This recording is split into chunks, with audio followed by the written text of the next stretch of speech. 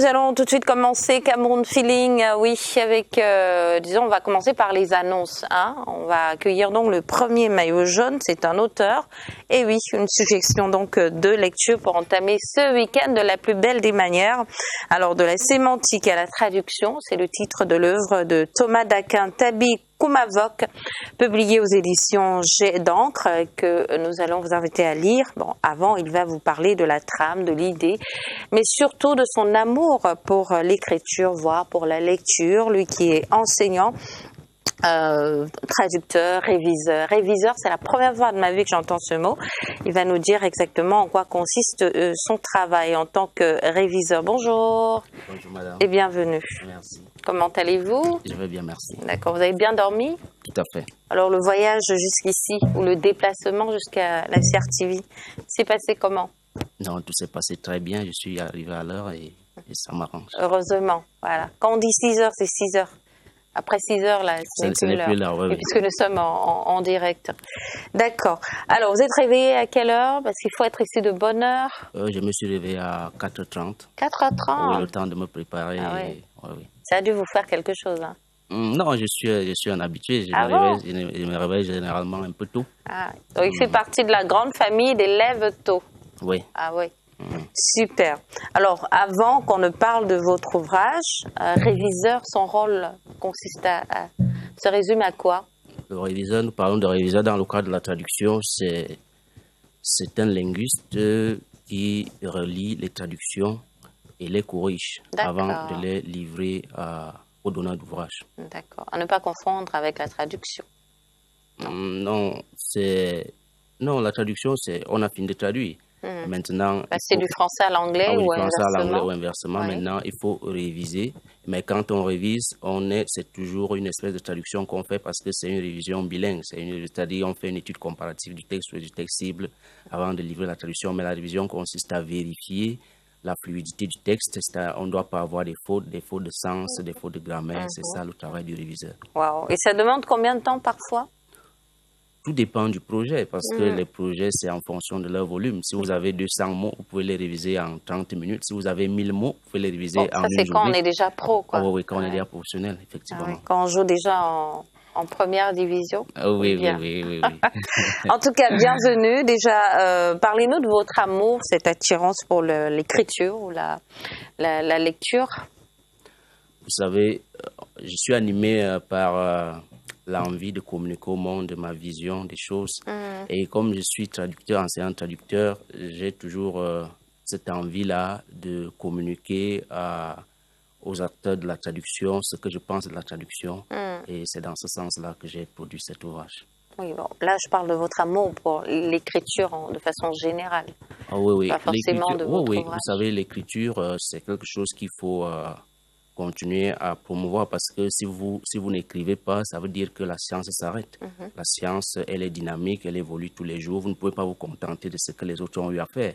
Il faut que quand vous arrivez au monde, vous aussi vous proposez quelque chose. Vous ne devez pas être celui-là qui consomme uniquement sans proposer. Voilà pourquoi l'écriture, c'est quelque chose qu'il faut encourager et que nous aimons beaucoup. De la sémantique à la traduction.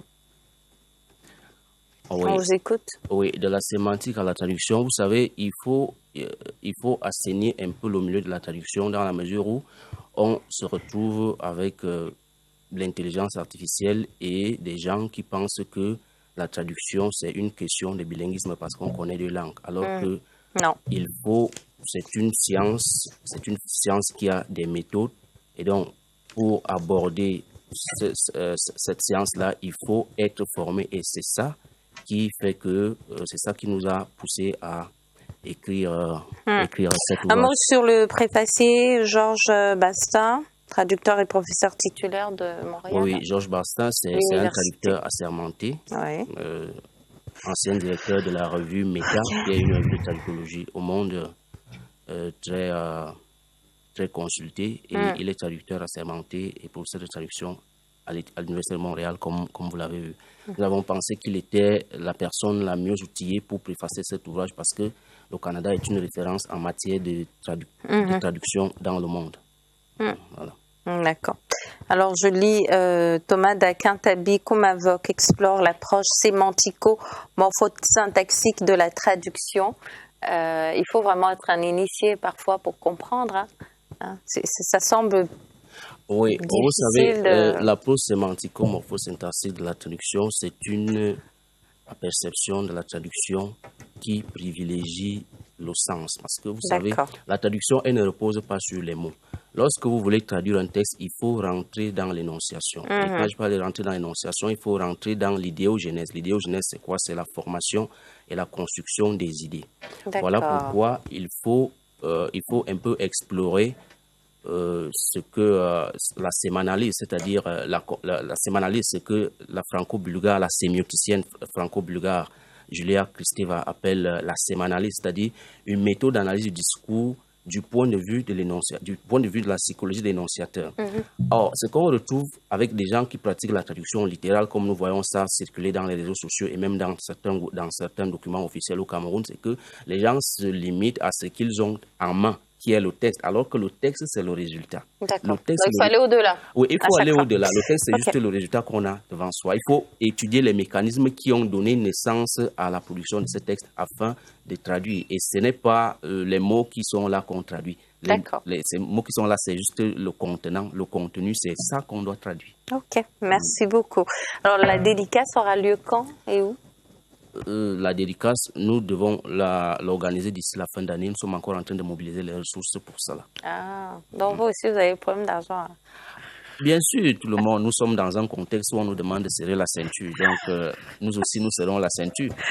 Alors, c'est un peu ça. Il faut assez de moyens pour faire cette On demande de faire quoi? Serrer quoi? On demande de serrer la ceinture, oui. Si vous contrôlez ma ceinture, vous allez vous rendre compte que effectivement, elle est serrée. Non, contrôler votre ceinture.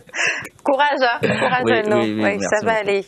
D'accord, super. Donc, pour ceux qui veulent commander, un numéro de téléphone peut-être? Oui, si vous êtes à l'extérieur, c'est vous mettez le 237 devant. Mon numéro, qui est l'indicatif du Cameroun. Qui est l'indicatif du Cameroun. Mon numéro, c'est le 694 18 27 17. 694 18 27 17. Encore merci d'être venu. C'est moi qui vous remercie. Thomas d'Aquin-Tabi Kumavok, je rappelle que vous êtes traducteur, enseignant aussi, traducteur et réviseur. En parlant d'enseignement, toutes nos félicitations